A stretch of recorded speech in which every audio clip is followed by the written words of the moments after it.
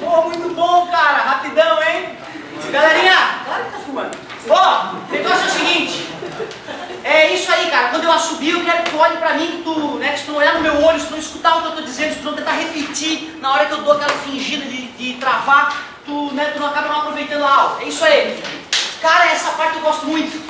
Eu gosto muito porque nesse começo eu falo do átomo, eu falo da coisa do qual tu é feito.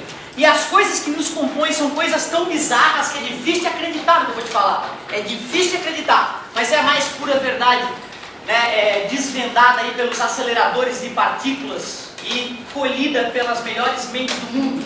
O negócio é o seguinte, meu querido, para poder te ensinar eletrostática, para poder te ensinar que os opostos, para tu poder calcular a força de atração ou repulsão entre cargas elétricas, entender o que é campo elétrico, para finalmente entender as radiações eletromagnéticas, eu preciso primeiro te ensinar a origem dessas coisas todas. E tudo isso tem a ver com o átomo. Lembra da brincadeira do átomo, né? A gente aprende lá no começo de ciência que Leucipo e Demócrito na Grécia Antiga estavam filosofando um com o outro. Ah, o Leucipo, se eu partir ao meio esse gravetinho, e partir ao meio, e ao meio, ao meio, ao meio, para todo sempre, o que será que vai acontecer? Ora, Demócrito, nunca tinha pensado nisso. Que ideia, hein? Que viagem, hein, cara? Mas aí tu vê eles naquele dia viajando na maionese, criaram a ideia de que chegaria uma hora que não daria mais de dividir esta partícula. E esta partícula, então, em grego chama-se átomo, que é a tradução partícula indivisível. Então tu vê, desde tempos remotos, o homem já tenta se perguntar o que é a menor partícula que existe. E não é o átomo, né? Não é o átomo. Hoje nós já conseguimos partir prótons e nêutrons, hoje nós já sabemos do que os prótons e nêutrons são feitos, né? Quarks, nós falaremos futuramente, talvez hoje eu dê uma palhinha rápida sobre isso. Mas o bacana, cara, é que o homem desvendou como é que é a cara do átomo, desses tijolinhos que constroem o mundo, e não só desvendou como é que eles funcionam, como catalogou todos os que existem na famosa tabela periódica, criação do russo alcoólatra Mendeleev. Alcoólatra, mas na época que ele ainda não se perdeu, ele ainda conseguiu deixar essa contribuição incrível para a ciência. Coitado. Galera, olha só, o homem é tão doente que além de ele classificar todos os átomos que existem em ordem crescente de número atômico, para quem não lembra, o número atômico é o número de prótons do átomo, é a carteira de identidade do átomo. O homem ainda não satisfeito, inventou átomos que Deus não inventou. Deus não inventou um certo átomo, mas o homem falou, vou inventar. E foi lá e, acelerador de partículas, criou átomos que não existiam. Que viagem, que loucura. Não tem como não ficar no mínimo curioso. E para tu entender o que é um átomo, eu primeiro fiz aquele desenho idiota de átomos, que é um desenho idiota, não tem nada a ver com átomo, pelo amor de Deus, tá? Mas, pelo menos, isso aqui te mostra que tem aquela parte menorzinha, o núcleo, e lá no núcleo moram os prótons e nêutrons. Os prótons são positivo e o nêutron é neutro. É neutro. Tá, mas é sempre assim mesmo, tá? Eu faço de sacanagem isso, eu falo positivo porque depois a galera responde negativo automaticamente, mas sempre tem que pensar um pouquinho. Nêutron, eu sou nêutron, a minha carga é zero. E o elétron sim, negativo. Só que aí quando o cara faz esse desenho, começa absurdo, porque se o núcleo fosse assim, desse tamanho exagerado, a eletrosfera seria maior que o prédio quase, cara. E se isso aqui fosse a eletrosfera, o núcleo seria aquilo ali, tá vendo? Nada. Não daria para ver o núcleo, caso isso aqui fosse a eletrosfera. Então quando o cara desenha isso, o cara já está avacalhando o átomo. Tá? Então esse desenho é um desenho idiota do átomo. Vai servir só para a gente lembrar que tem o núcleo e a eletrosfera. Só que a eletrosfera é 100 mil vezes maior que o núcleo, cara. É gigante. E quem é mesmo que faz a eletrosfera? O elétron é um nada, assim, que fica girando em altíssima velocidade. Só para ter uma noção de que altíssima velocidade é essa, se o elétron ficasse dando volta em torno da Terra, ele daria mais 5 voltas em um segundo. Está quase na velocidade da luz. Só que ele está girando em volta de um átomo, que é uma coisa muito, muito minúscula. Muito menor que o menor grão que tu pode enxergar ou imaginar. Então olha só, galerinha, vou começar para entender um pouquinho melhor do átomo, falando do átomo mais simples que existe, o hidrogênio, que tem só um maldito próton e um maldito elétron. Só que esse elétron ele é tão alucinado, ele é tão maluco, ele gira numa esfera perfeita aqui em volta, que ele dá bilhões de voltas por segundo. Então o que acontece? O átomo é um bicho vibrante, como uma pedra. Imagina que eu amarrei uma pedra no barbante e sair girando loucamente em volta de mim. Se alguém vier tentar me atingir, puf, eu dou uma pedrada. Não é isso? É isso, cara. E é tão rápido que chega a zunir. É um escudo invisível, Jedi, vibrante. Então é uma loucura. Se o próton fosse esse, tá vendo aqui, moço? Se o próton fosse um grão aqui que eu achei na carteira dela, uma poeirinha, então o elétron estaria andando pelo resto da sala e seria impossível chegar lá e sentir a presença dessa coisa se movimentando ali. Cara, tu viu o que eu estou te dizendo? Eu estou te dizendo que o átomo é um grande vazio. Tem uma parte mais ou menos sólida que é o núcleo e em volta tem uma região vazia por onde um bichinho maluco fica girando. Eu estou te dizendo que o concreto, que o teu osso, que o aço mais denso e sólido, ele é totalmente oco do ponto de vista da matéria. Os tijolos da construção do mundo são ocos.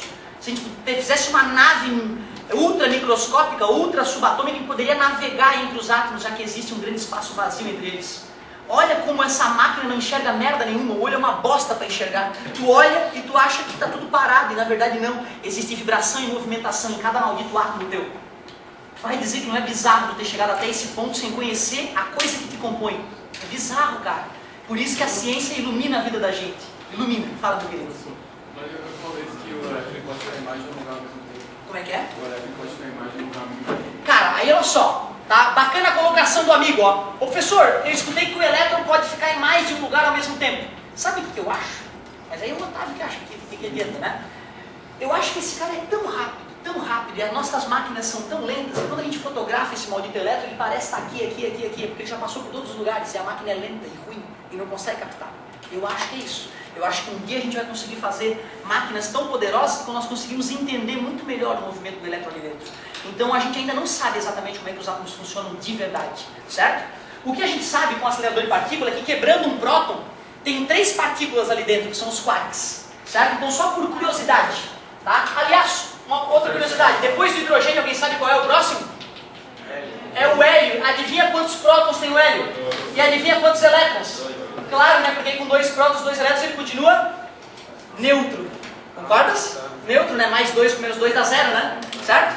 Só que peraí, os opostos, por isso que essa baguinha veloz que é o elétron não foge em linha reta. Ele faz a curva porque os opostos se atraem, uma força elétrica.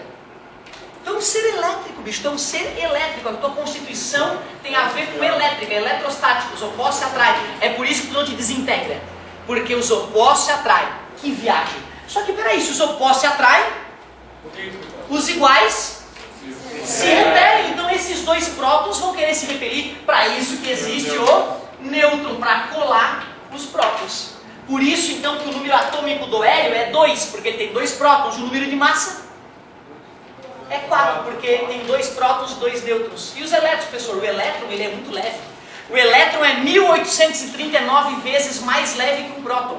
Então dane-se os elétrons. Por isso que na química, na hora de pensar na massa do átomo, a gente só soma o número de nêutrons e o número de prótons. Obrigado, garoto. É isso aí. Show de bola. Tranquilinho até agora? Eu te falei na última aula que o Sol perde 600 toneladas por segundo, não te falei? Sim. Sabe como é que funciona isso? Átomos daquele material mais simples, se chocam em altíssima velocidade no interior do Sol e se fundem formando um átomo de... Só que aquele hidrogênio que tem no Sol é um hidrogênio rico em nêutrons, é o deutério e o trítio, hidrogênios pesados que tu vai estudar futuramente. Na hora que eles se fundem, formam um hélio com mais de 2 nêutrons. Esse nêutron em excesso é expelido na forma de radiação, radiações de vários tipos. É daí que o Sol está perdendo 600 toneladas por segundo, está diminuindo o número de nêutrons do Sol. Certo? Beleza? Só que fica tranquilo, já te falei que vai demorar, né, muitos milênios para que o Sol nos mate, certo? Vai dar tempo de a gente evoluir cientificamente. E os neutrinos são o quê? Cara, os neutrinos são partículas menores ainda, certo? E os seres humanos ainda não desvendaram tudo sobre os neutrinos. O que eu posso te dizer dos neutrinos é que eles são partículas tão ínfimas, menores que os elétrons, certo? Que eles atravessam tudo. Então agora, os neutrinos vindos do Sol, devido a essa fusão nuclear que está tendo lá, eles estão atravessando o concreto, nos atravessando, e a cada milímetro quadrado da tua pele são zilhões de neutrinos. E eles atravessam o planeta, cara, de tão subatômica que são essas partículas, certo? Muito bonita a tua pergunta. Então, na verdade, os neutrinos, assim como os nêutrons, o neutrino, assim como os elétrons e como os quarks, que são né, os tijolos de formação de prótons e nêutrons, eles são chamados de bósons, que são as partículas aparentemente até agora fundamentais que compõem o universo, certo? Parabéns, tanto que tem o bóson de Higgs, que seria a partícula fundamental, a chamada partícula de Deus, que aparentemente foi detectada, né, no ano passado, mas eles ainda estão interpretando os resultados, né, que são altamente complexos, para a gente entender um pouquinho melhor sobre o Criador do Universo. Muito bonito isso, parabéns pela colocação. Galerinha, então como eu acabei de falar, só por curiosidade, o nêutron, se eu partisse um nêutron, eu veria que lá nesse nêutron tem 3 partículas. São os, alguém lembra o nome? Quarks. No nêutron são 2 quarks do tipo down e 1 quark do tipo up. E no próton é o contrário. O próton é um cara também formado... Parabéns, 2 up e 1 down. E futuramente eu até vou citar para vocês, quando a gente for fazer um exercício aí mais para frente, eu vou citar a carga elétrica dos quarks para vocês. O quark up tem 2/3 da carga do elétron e o quark down menos 1/3 da carga do elétron. Mas para não sobrecarregar, eu vou pular essa parte, eu vou documentar agora, vou deixar para daqui a pouco. Que loucura o átomo, hein, bicho? Que loucura o átomo! Mas relaxa, relaxa, porque eu tenho para mostrar agora é bem óbvio e bem simples. Não vamos precisar saber tanto sobre os átomos para poder avançar aqui na matéria juntos. Só por curiosidade, o terceiro elemento químico mais simples é o lítio. Ele tem 3 prótons, concorda? O quarto elemento é o berílio, tem quantos prótons? E assim por diante, toda a tabela periódica é feita em ordem crescente de número atômico, certo? Nas linhas horizontais, nas linhas que nós escrevemos. Mas beleza, hoje eu falei até demais de química. O negócio é o seguinte, meu querido, pensa comigo. O que eu preciso para que um átomo seja neutro?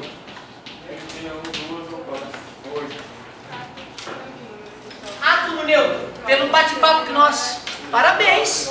É isso aí, pelo bate-papo que rolou até agora, basta que o número de prótons seja igual ao número de elétrons, claro. Então o que seria um átomo positivamente carregado, que é chamado de cátion? Claro, o número de prótons maior que o número de elétrons. Qual é o nome do outro mesmo? Ânion. Átomo negativamente carregado, ou simplesmente átomo negativo, é um ânion. E nesse caso, claro que o número de prótons é menor que o número de elétrons. Isso é uma noção que teoricamente vocês já tinham de anos anteriores de estudo de química, certo? E é uma ideia bem simples, né? Se eu toco na natureza e as coisas não estão eletrizadas, eu não tomo choque, é porque o número de prótons, o número de elétrons, via de regra, é igual. Mas tem algumas situações que acaba desequilibrando isso, né? E é isso que nós vamos estudar em seguida. Só que antes de te mostrar como é que a gente eletriza um corpo, eu queria te mostrar uma ideia bem simples, cara. Já viu um elétron? Nem eu. O cérebro humano, ele tem dificuldade de trabalhar com coisas abstratas. O que são coisas abstratas? Coisas que não existem no lado físico. O amor é uma abstração do ser humano. Ele, né, criou essa palavra para representar um sentimento maluco que os seres humanos sentem via de regra, certo? É totalmente abstrata a ideia de amor. Concorda comigo? O elétron, ele é abstrato, embora ele exista.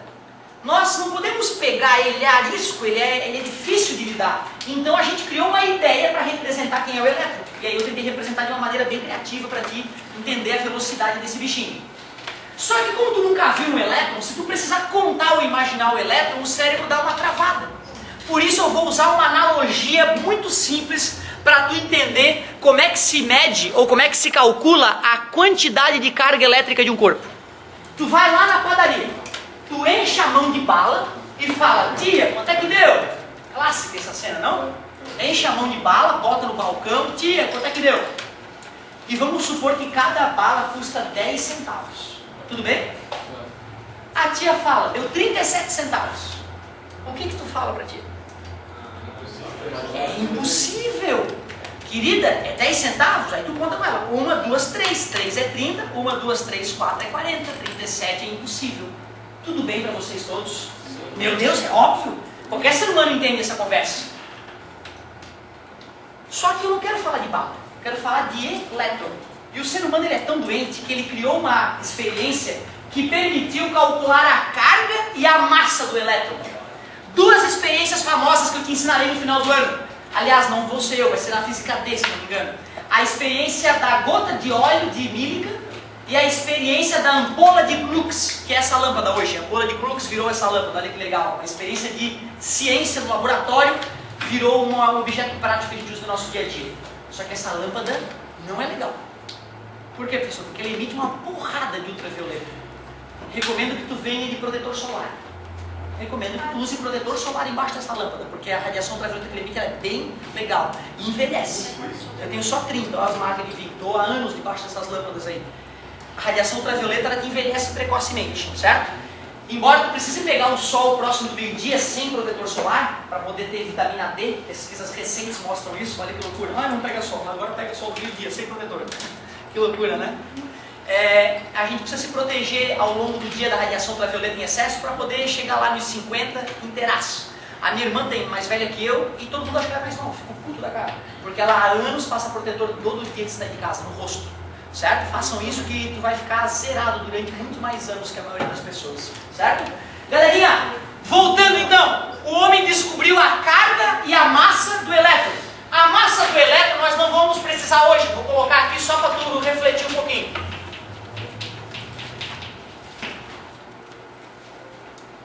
Dá uma olhada na massa do elétron, cara. Exatamente, é assustador. 1, 2, 3, 4, 5, 6, 7, 8, 9, 10, 11, 12, 13, 14, 15, 16, 17, 18, 19, 20, 21, 22, 23, 24, 25, 26, 27, 28, 29, 30. É mais ou menos, nem conta, cara, nem conta pra gente não perder mais tempo. Mas é mais ou menos isso a massa de um elétron. Mas é muito pequeno, bicho. É muito pequeno.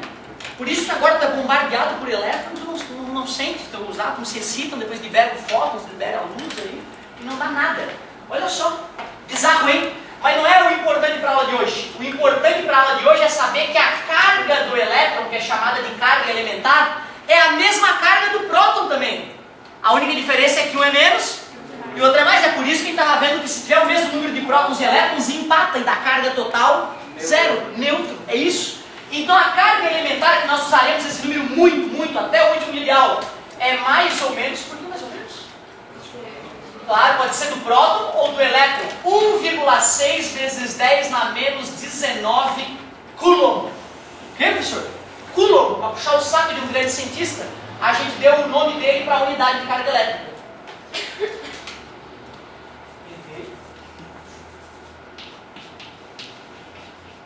Coulomb. Não pronunciou Coulomb. Beleza?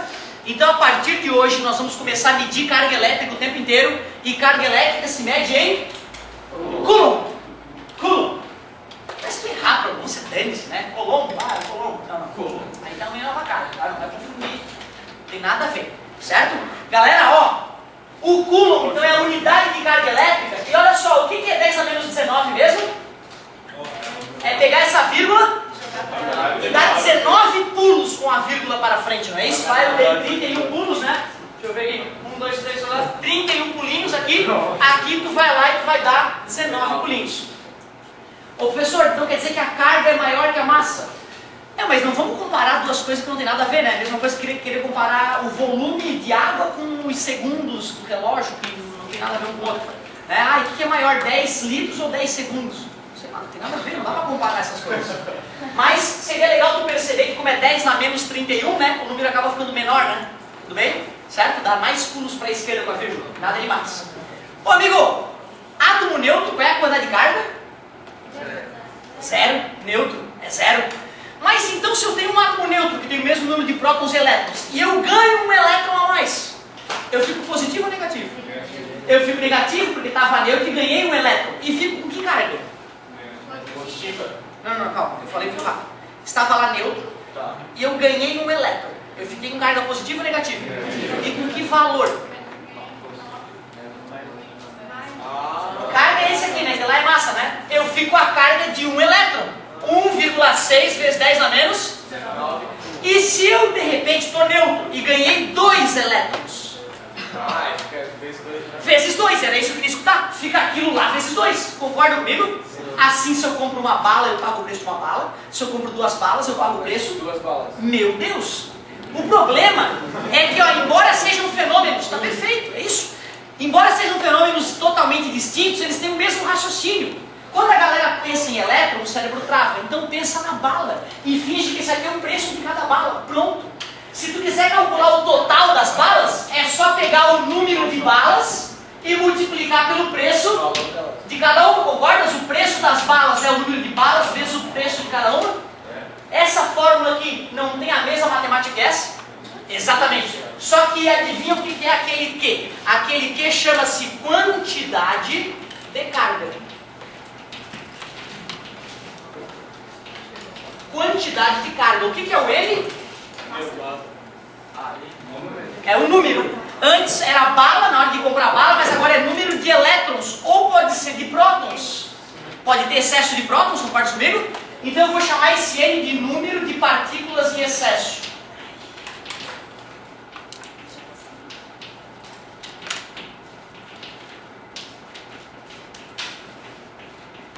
E esse Q é a famosa carga elementar, que é uma carga que eu te forneço na prova, eu forneço ela para ti. Então é a chamada carga elementar.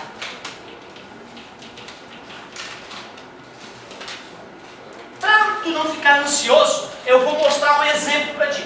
Para tu não ficar ansioso achando que é difícil fazer esse cálculo, que não é mesmo, eu vou fazer um exemplo para vocês.